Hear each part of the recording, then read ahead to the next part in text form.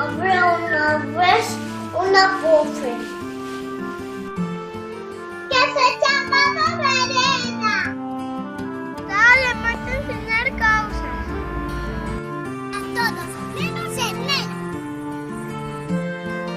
Chegou o cara de frutinhas. A clase de 4A sorprendeu moito a todos.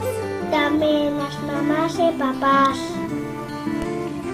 O seu vio que hora de bere. Cheo De de cores e foto. Cargadísimo da gallina.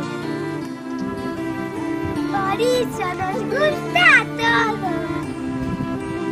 Nesta pose fantástica. Aprendemos moitas cousas. Van Gogh, Paco Pullarapos. Incluso cantigar da horta.